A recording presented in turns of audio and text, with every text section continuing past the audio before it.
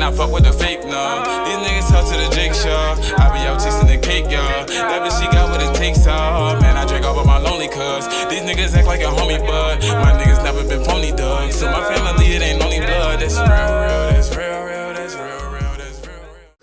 Okay. We back at it again on this YouTube shit. Welcome back to my channel. We gonna be watching. Today we got Casual Geographic. Should we let nature finally delete pandas? I'm gonna answer the question off the rip. I don't think so. We have the power to keep them alive, so why not? You know, how much resources are they actually expending to where this is even a question? Is this your question, or is like zoos and shit? Are zoos coming up with this question, or is this your question, Big Mama Do, Big M, Big Casual Geographic?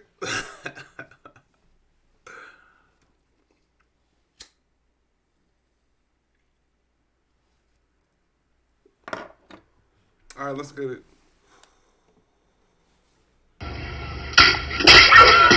Hey, Ron. Hey, Billy. Are you coming up to chill? What's the plan, bruh? Everything is awesome when you're a panda. There are some animals whose entire existence proves that nature isn't about survival of the fittest. It's survival of just barely being good enough. If life was a class, it wouldn't be about passing with straight A's. It'd be about I'm just good enough. I'm not passing with flying colors, none of that. I'm not a valedictorian, none of that. I'm just good enough to be alive right now.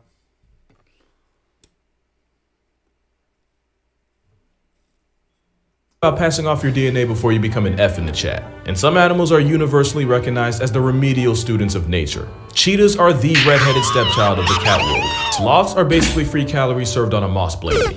And roasting koalas is considered low-hanging fruit only because they happen to share the same IQ. And also because they put the mid in chlamydia. And it seems that everyone can agree that pandas are egregiously bad at pandaing, and that we as a society need to stop being this biracial Winnie the Pooh's crutch and just let nature finish what is clearly started. But are pandas really that bad? Did we successfully gaslight the barcode bears of the world? Or do pandas really profit off the most OP pretty privileged genjutsu nature's ever seen? To find out, first we gotta lay out all the factors that make the Try to Panda challenge virtually impossible. But before that, this video was sponsored by absolutely no one. Let's get it. You probably already know that the panda's biggest problem revolves around it being a bamboo sink. 99% of the things that meets this oversized equality hamster's gullet is bamboo. Despite clearly being designed with carnivore software, it's the koala problem of building your entire meal plan around something that gives you very little back. Which is why pandas can spend up to 16 hours a day eating something they can only digest 17% of. The very definition of injustice is that when you Google sloth bear, this monochromatic try-hard vegan doesn't show up, since their diet of scarfing bamboo often leaves them with very little energy for anything else. So to accommodate this self-imposed energy budget,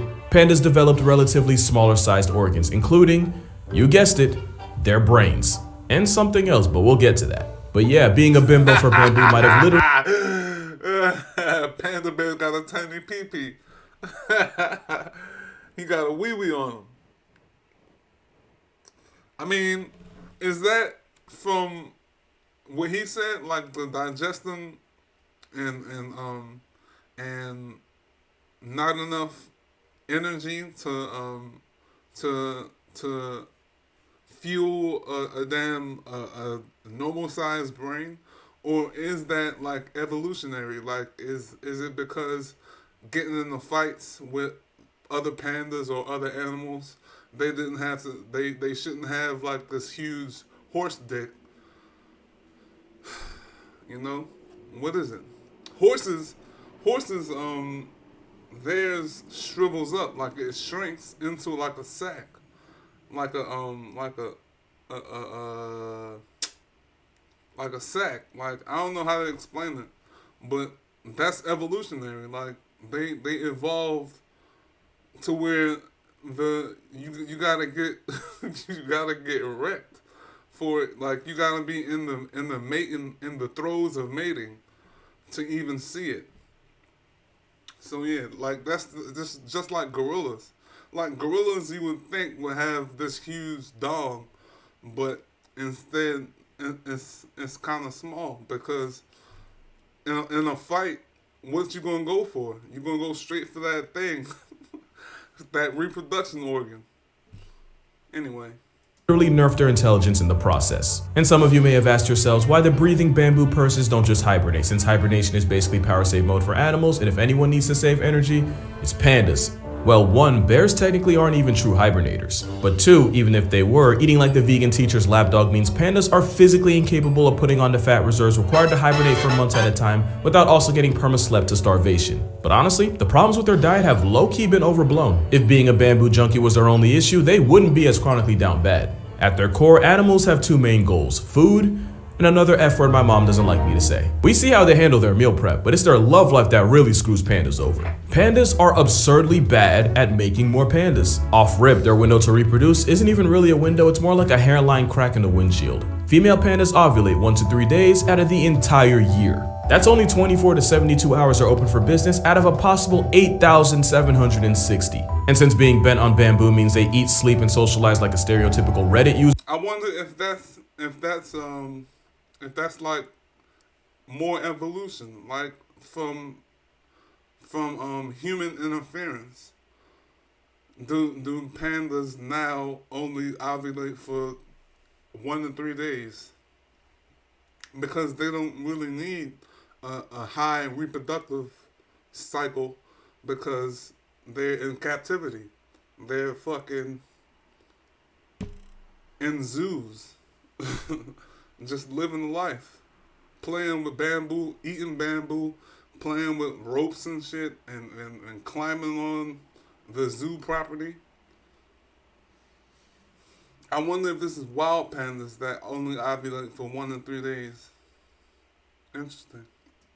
Finding a possible partner is often equally as difficult for them. Even if he does manage to track a female down, he still has a high risk of fumbling the opportunity because males are apparently illiterate at reading signs. Male pandas often struggle to interpret the signs that a female actually wants to mate. Word. And when you only have hours on the clock, mistakes like that ensure that the only thing getting screwed is the future of your progeny. And even if the female's 100% with it, it's still not a for sure thing. Partly because male pandas struggle through the process of procreation in a way that is almost impressive, but also partly due to the panda's reportedly disproportionately tiny penis. Which is why panda coitus is a lot like trying to get a 1/4-inch USB into a port blind, while also wearing a 200-pound fat suit. Oh, and try without using thumbs. Nature did this obese oppression raccoon 0 favors. Their mating habits are a big reason why the double-stuffed Ursus Oreos are where they're at. Pandas in breeding programs in captivity often show so little interest in their literal only job that researchers have resorted to showing them videos of pandas mating. Apart from pulling videos from Panda Hub, researchers have also resorted to giving them actual Viagra. Although you'd need a magnifying glass to see if it's working, because again, the P in panda does not stand for packing. And even though most pandas rely on the grace of God as a wingman, somehow the jihad of life doesn't end once they add new names to the roster. Pandas are some of the worst parents on the planet. You've probably heard that if a panda has twins, one of them is a guaranteed loss since the mother panda will abandon half her litter and leave that one twin to die. Which is even worse when you consider that grizzly bears will allegedly disown their cubs, but they only do it when there's one, since they'd rather start over with 2 to 4 cubs than put all their hopes and stock in one. The chosen panda cub doesn't get off scot-free either, since the yin-yang colored chonk bears of China have the highest mother-to-baby size ratio of any mammal. To put it in perspective, humans are typically 20 times bigger than their babies. Mother African elephants are typically 45 times heavier. A mama panda is approximately 900 times the size of her newborn baby. And since they don't have pouches like marsupials, that puts the panda at a legitimate risk of being turned into a child. So they have really small babies? What is a panda? Is that like was it the result of like inbreeding and are they natural? Like what kind of animal is that? It's like a platypus. Like it makes no sense. A mammal that lays eggs. That might as well be an egg. Like, it's small as shit. Chalk outlined by its own oblivious mother. Just another way nature set this glorified cow gerbil up for failure. And it's not even like domestication is an option. A good reason is cause, despite what the black and white bane of bamboo might tell you, it's still a bear, and a bear is a bear is a bear. And the black sheep of the bear brotherhood is still liable to absolutely fold any human. Especially since the one plus of constantly crushing bamboo is a bite force comparable to big cats like lions. In case you thought this plus-size Oreo was sweet, one man nearly lost his whole leg after a giant panda wandered onto his land and crushed his leg like celery. Then there's the fact that a high-volume, low-efficient diet means the one-man bamboo processing plant known as the panda can poop a healthy 40 times a day. And of course, living in the chilly, mountainous forests of Asia, pandas figured out that they can stay warm by rolling around and covering themselves in fresh manure. So if you want to add a biting, eating, pooping, sewer-smelling dependent to your family, like I always say, you're better off having children. Because there are no tax credits for providing for pandas. In fact, the opposite. Pandas quite literally cost I'm glad I don't have no kids.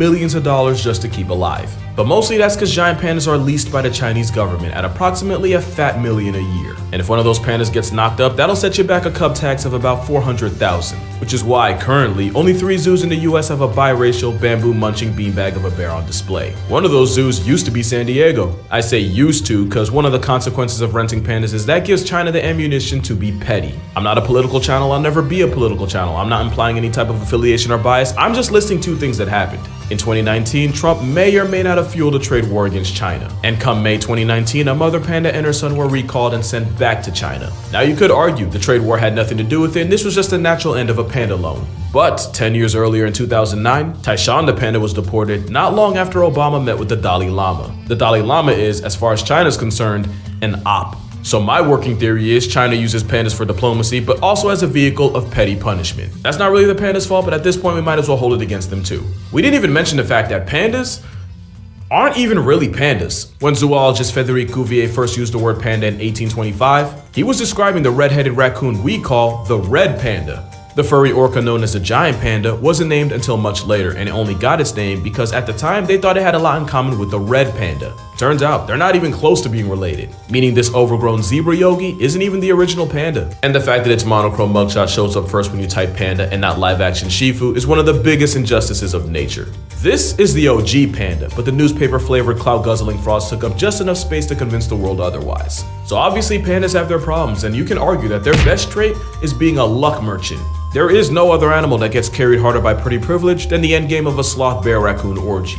And they're the only creature on Earth with black and white privilege. Because the reason giant pandas are the mascot of the World Wildlife Fund is literally because having a mascot with the same color patterns as 1940s TV saves you a lot of money on ink.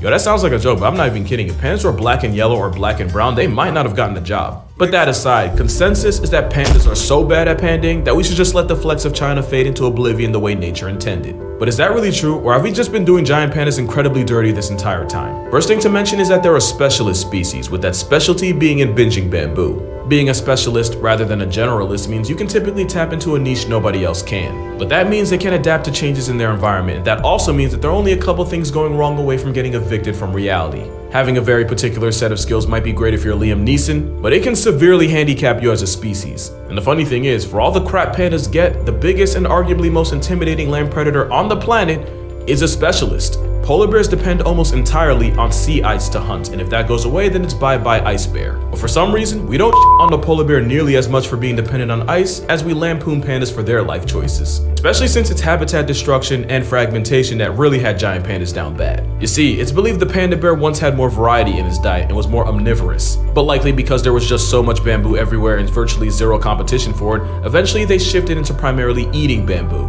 It also turns out that the bamboo they eat is high in protein but low in carbs. So despite seeming like that one person that would bring a veggie burger to a cookout, weirdly enough, the giant panda's protein intake is actually close to that of wolves. They're also particular about the part of bamboo they like to eat and when. According to studies on radio-collared pandas, in the summer and spring they prefer to eat the protein-packed shoots found at higher altitudes. But during autumn and winter they migrate down into the valley and shift more towards eating bamboo leaves which are high in vitamin C along with roots. And they just move from high to low to high again year in and year out. Something that's clearly worked for them since they've been just fine like this for thousands of years. So much so that the umami taste receptor, i.e. the one that lets you experience the savory taste of meat, yeah, theirs got turned off. And they even evolved a false thumb for no other reason than to help them hold bamboo. So clearly pandas had a process that worked. The problem is when you fragment the habitat they spent thousands of years in and separate them from the food, the result is less pandas. We love to say pandas are bad at life, but by receding their habitat like a middle-aged hairline, we haven't made living any easier. Also, the whole point I made about pandas being bad at making whoopee, turns out that might just be propaganda. Cause in a twist, the giant panda's reproductive rate really isn't that much worse than that of American black bears. And black bears, they're doing just fine. In fact, everything I said about pandas having negative riz really only applies to those in captivity. In the wild, female pandas do have— That makes a lot of sense. That makes a lot of sense. The ones in captivity, like, it's like having parents. You don't, unless the parents are really good and they teach you how to like speak to the opposite sex, you're not gonna be good at it. And I mean, in zoos, he said that they show them footage of pandas mating, but I mean, I don't know, man. It's like having parents, like having strict parents. You're not going to be good at socializing if you have strict parents. Like, if you don't get any practice, if you're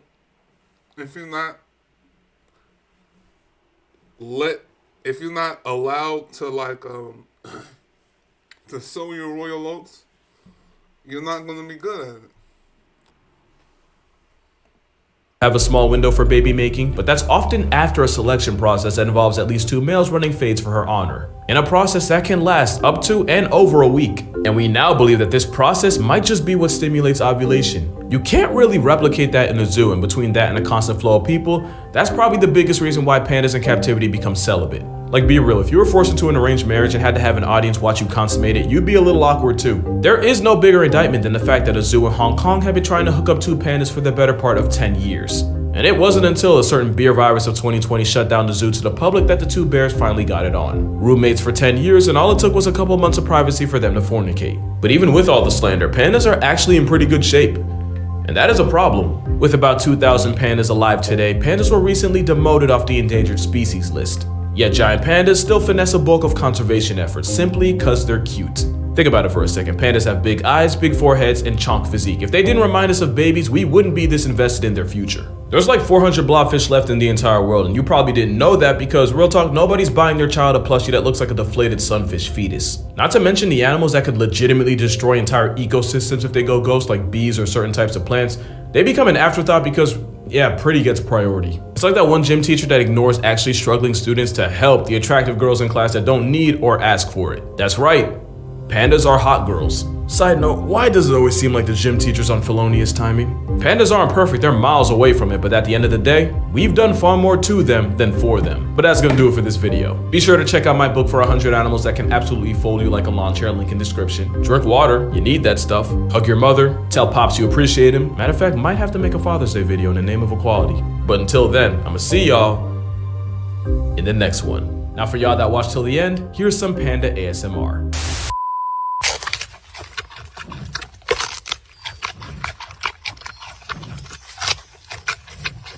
Yo, smashing. That boy is smashing.